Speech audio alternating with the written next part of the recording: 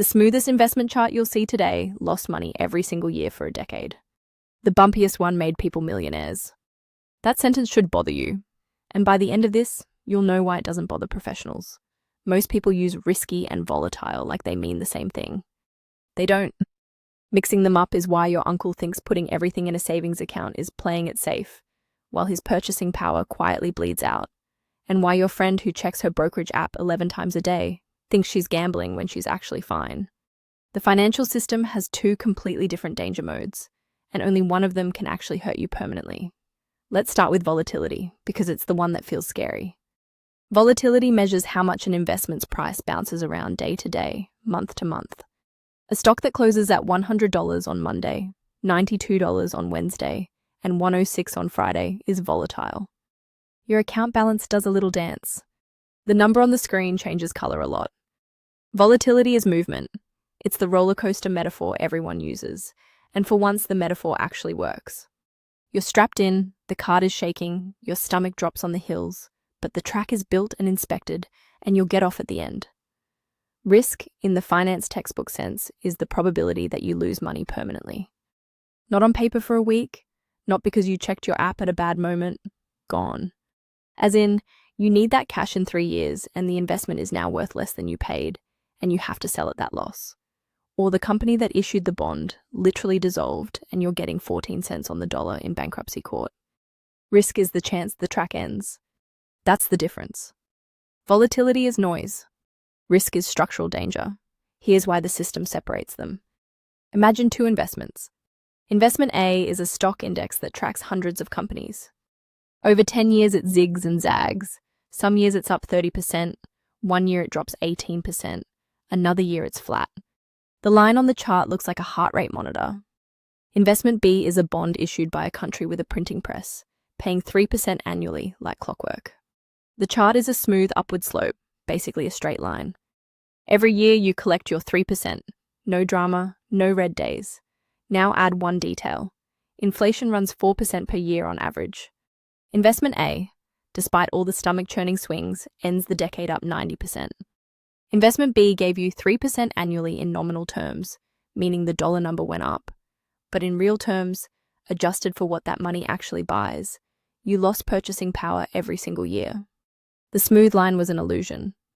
You were on a track that gently sloped downward the whole time, but because the cart wasn't shaking, you didn't notice until you tried to buy something at the end. That's the disconnect. Volatility is visible. You see it, it triggers your fight or flight wiring, it makes you want to do something. Risk can be invisible, especially slow-moving risk like inflation or currency erosion, or the opportunity cost of earning 2% when everything around you compounds at 7%.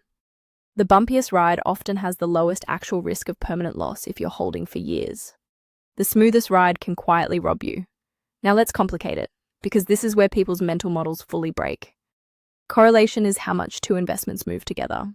If stocks go up and your bonds go up the same day, they're positively correlated. If stocks drop and your bonds stay flat or rise, they're negatively correlated.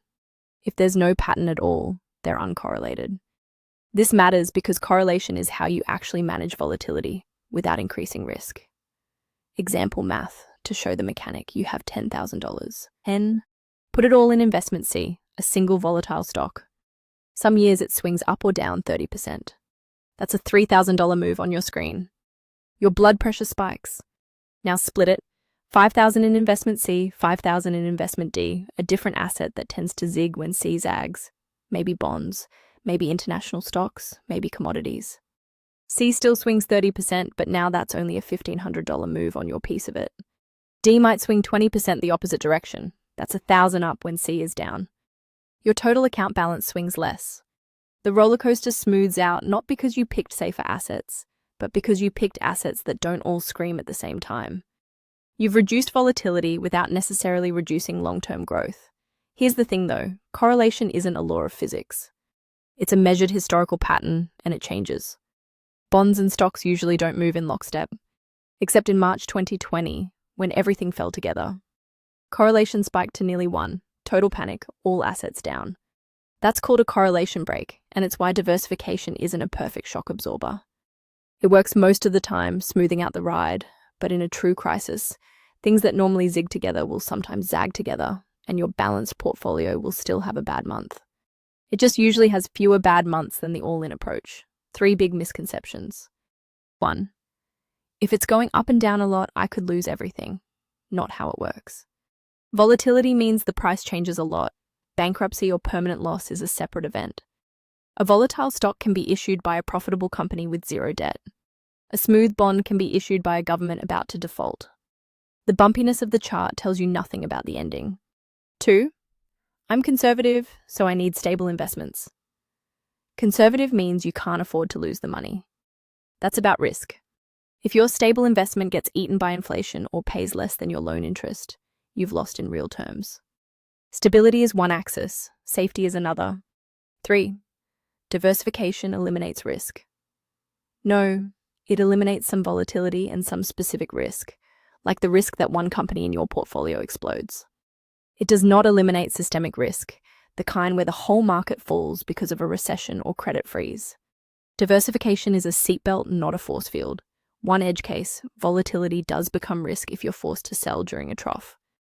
If you need that money in 6 months and the market is down 20% when the deadline hits, the volatility just turned into a realized loss. That's a time horizon issue. For someone 30 years from retirement, a 20% dip is a blip. Annoying, sure, but the track keeps going. For someone retiring next quarter, that dip might mean postponing retirement or selling at the bottom. So volatility and risk collapse into the same problem when your time horizon is short. The bumpy ride is only safe if you can stay on it long enough to reach the other side. Here's the summary. Volatility is how much the number on your screen jumps around. Risk is the chance you lose money you can't get back. A volatile investment can have low risk if the underlying asset is sound and you have time.